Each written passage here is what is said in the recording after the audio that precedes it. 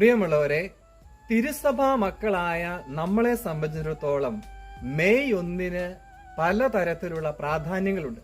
അതിൽ ഒന്നാമത്തേതാണ് നമ്മൾ നാളുകളായി അനുഷ്ഠിച്ചു വരുന്ന പരിശുദ്ധ അമ്മയുടെ വണക്കമാസ പ്രാർത്ഥന. അത് നമ്മൾ ഇന്നു മുതൽ ആരംഭിക്കുകയാണ്. രണ്ടാമത്തെ പ്രത്യേകതയാണ് ഇന്ന് തൊഴിലാളികളുടെ മധ്യസ്ഥനായ നിർമ്മല ഹൃദയനാഥനായ വിശുദ്ധ യൗസേ പിതാവിന്റെ തിരുനാൾ സഭയിൽ ആചരിക്കുന്നു എന്നുള്ളത്. പരിശുദ്ധ അമ്മയുടെ വണക്കമാസ പ്രാർത്ഥന ആരംഭിക്കുന്നതും വിശുദ്ധ യൗസേ പിതാവിന്റെ തിരുനാൾ ആചരിക്കുന്നതും ദൈവകരുണയുടെ മാതാവിന്റെ നൊവേന ആചരിക്കുന്ന ഈ ദിവസങ്ങളിൽ തന്നെയാണെന്നത് വലിയ സന്തോഷം നൽകുന്ന ഒരു കാര്യമാണ്. ഈ തിരുനാളുകളുടെ എല്ലാ മംഗളങ്ങൾ ആദ്യമേ തന്നെ നിങ്ങൾക്ക് എല്ലാവർക്കും സ്നേഹത്തോടെ ഞാൻ നേരുകയാണ്. ഈശോയിൽ ഏറ്റവും സ്നേഹം നിറഞ്ഞവരെ, പരിശുദ്ധ അമ്മയുടെ അനുദിന സന്ദേശങ്ങൾ എന്ന് പറയുന്ന പുസ്തകത്തിന്റെ 341 സന്ദേശത്തിൽ 11/4/2023 പരിശുദ്ധ അമ്മ പ്രത്യക്ഷപ്പെട്ട് ഇപ്രകാരമാണ് അതിനകത്ത് പറഞ്ഞിരിക്കുന്നത്: ദൈവകരുണയുടെ തിരുനാൾ കഴിഞ്ഞു വരുന്ന ശനി ദൈവകരുണയുടെ മാതാവിന്റെ തിരുനാളായി ആചരിക്കണം.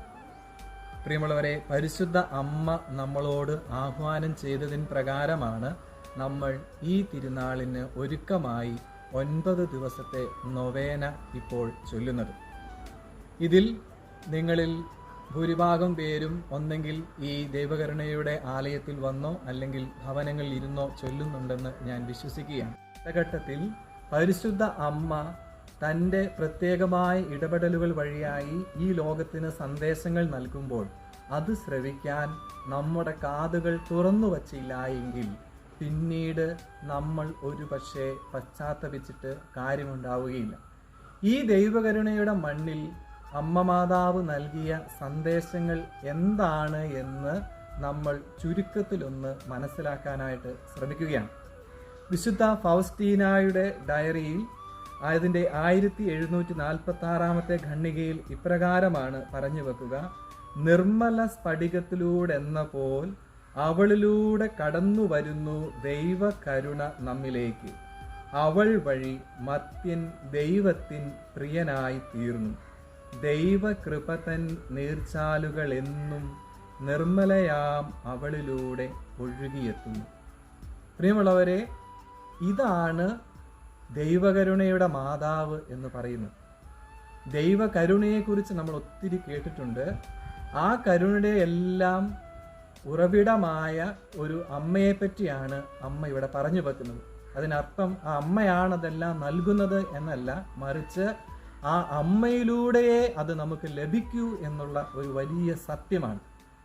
ഈ സത്യം നമ്മൾ അറിയാത്തത് കൊണ്ടാണ് ഏറെ നാളുകളായി ദൈവകരുണയെപ്പറ്റി നമ്മൾ ധ്യാനിച്ചിട്ടും ആ കരുണ നമ്മുടെ അനുദിന ജീവിതത്തിൽ നമുക്ക് സ്വന്തമാക്കാൻ പറ്റാത്തത് എന്നുള്ള വലിയ സത്യം നമ്മളിവിടെ തിരിച്ചറിയണം. പ്രിയമുള്ളവരെ, അതുകൊണ്ട് പരിശുദ്ധമ്മ ഇവിടെ പറഞ്ഞിരിക്കുന്ന പ്രധാനപ്പെട്ട ഒന്നാമത്തെ കാര്യം ദൈവകരുണയുടെ മാതാവിൻ്റെ സന്ദേശങ്ങൾ ലോകമെങ്ങും എത്തിച്ചേരാൻ നിങ്ങൾ ഈ ദിവസങ്ങളിൽ പ്രാർത്ഥിക്കണമെന്നാണ്. എനിക്ക് തോന്നുക ദൈവകരുണയുടെ ഈ നൊവേന ചൊല്ലുമ്പോൾ നമ്മുടെ ഏറ്റവും പ്രധാനപ്പെട്ട ഒരു പ്രാർത്ഥനാ നിയോഗം ഇതായിരിക്കണമെന്നാണ്. രണ്ടാമത് പരിശുദ്ധ അമ്മ ഇവിടെ പറഞ്ഞു വെക്കുകയാണ്, ഈശോയുടെ തിരുഹൃദയത്തെയും പരിശുദ്ധ അമ്മയുടെ വിമല ഹൃദയത്തെയും സംരക്ഷിക്കുവാൻ ഒരു മനുഷ്യനെ ദൈവപിതാവ് ആശ്രയിച്ചെങ്കിൽ ആ മനുഷ്യന്റെ ഹൃദയത്തെ അല്ലെങ്കിൽ നിർമ്മല ഹൃദയത്തെ നിങ്ങൾ ആശ്രയിക്കുന്നതിന് എന്തിനു ഭയക്കുന്നു? ഞാനിത് പറഞ്ഞു വെച്ചത് മറ്റാരെ കുറിച്ചുമല്ല, നമ്മുടെ യൗസേ പിതാവിനെ പറ്റിയാണ്. യൗസേ പിതാവിന്റെ നിർമ്മല ഹൃദയത്തോടുള്ള ഭക്തി ലോകമെങ്ങും വ്യാപിപ്പിക്കപ്പെടണമെന്ന് പരിശുദ്ധ അമ്മ ആഗ്രഹിക്കുന്നു എന്നുള്ളതാണ് സത്യം, അല്ലെങ്കിൽ സ്വർഗം അത് ആഗ്രഹിക്കുന്നു എന്നുള്ളതാണ് സത്യം.